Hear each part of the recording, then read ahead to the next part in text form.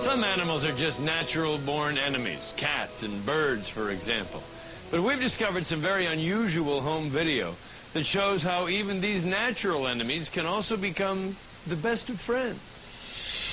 Wallace and Ann Kitten live on the outskirts of North Attleboro, Massachusetts. They are and always have been fond of animals. I've been married 51 years, and I don't think I've been a week without a cat. Cats, I don't mind cats at all. One day, while sitting on their porch, the Kitten saw a stray kitten walking past the edge of their yard. This was a kitten that wasn't much more than, I say, 3 or 4 months old. A couple days later, they saw it again, but this time it wasn't alone. And who was with him but a crow? It can't be. A crow and a kitten? No. I said, my God, a crow. A crow and a kitten, it's impossible. And I said, my wife, there's a cat and a crow running down the road. We figured maybe the crow was chasing it, but they were side by side, not one behind each other, just side by side. I said, they must be friends. Worried that the kitten would starve, Ann put out some food. But the next time she saw it, she realized her worries had been for naught. The cat was laying down, and the crow was picking things up out of the grass to feed him. He looked like he has a worm or something. And actually, he was feeding the cat. Oh, my God, he's taking care of the kitten.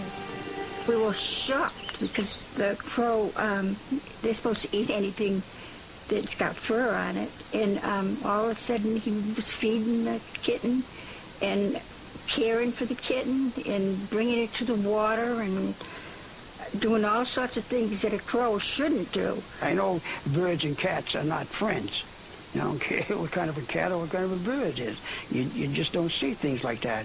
Ann immediately called her veterinarian to ask for advice and spoke with the office manager, Jane Dash.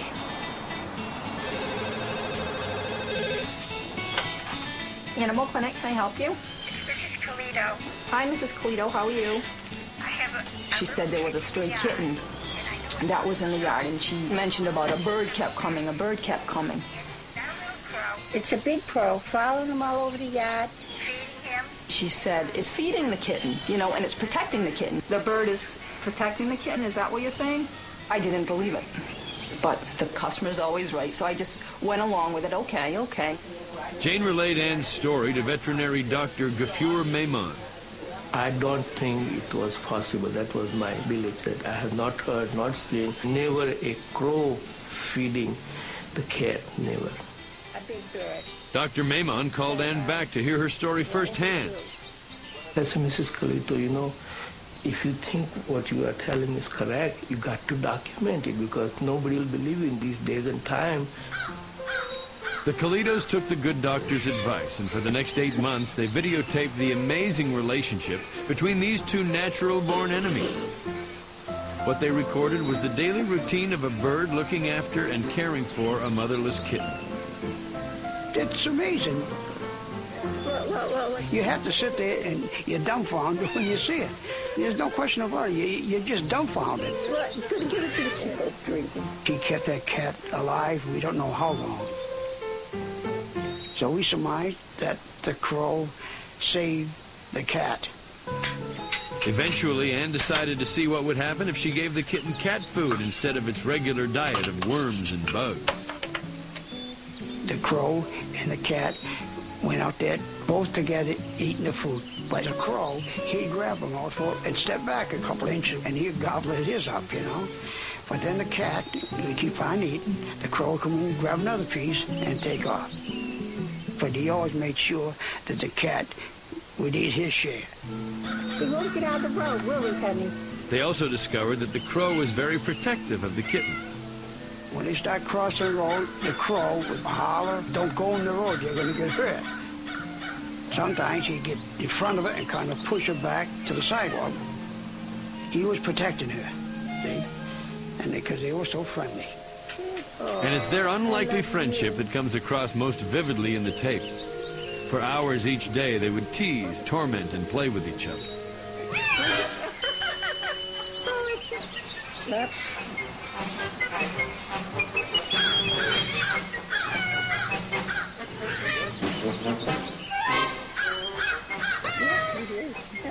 When Dr. Maimon and Jane Dash were finally shown the tapes, they couldn't believe what they were seeing.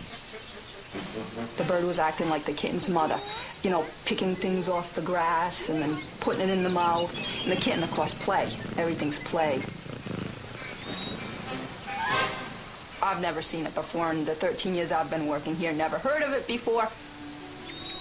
The only theory I would say is that they were both young and they did not know any better. It's the mother instinct in the crow. As the months passed, Anne gained the confidence of the cat she'd named Cassie, and it would spend nights in the house. But every morning, the bird would be there, waiting. The bird trusted me because she looked right in at me, and she would crow and crow until I let Cassie out. She was fine when I let Cassie out. We opened the door, and the crow and the cat walked down the stairs together, took off together, and played together again. It had to be, what do you call a cat and a bird? Love, friendship, or what, you know? Best friends. Best friends. Perhaps there's a lesson we can all learn from this incredible relationship. If you're able to gain trust in someone or something or each other, then anything is possible. The crow gained confidence, playing mother to this kitten, and the kitten trusted the crow, which was the only mother figure in the kitten's world. It's a miracle because he knew that the kitten needed help, and he was there. If it wasn't for the crow feeding that cat, taking care of that cat, would have been dead a long time ago. Even the vet says if it wasn't for the crow, this cat wouldn't be here. We could learn a lot. It said be friendly with your neighbors, not even your neighbors, the people you know and don't know. Be friendly with them. Because if a crow can take care of a kitten, it shows that two strangers meeting can get along with each other.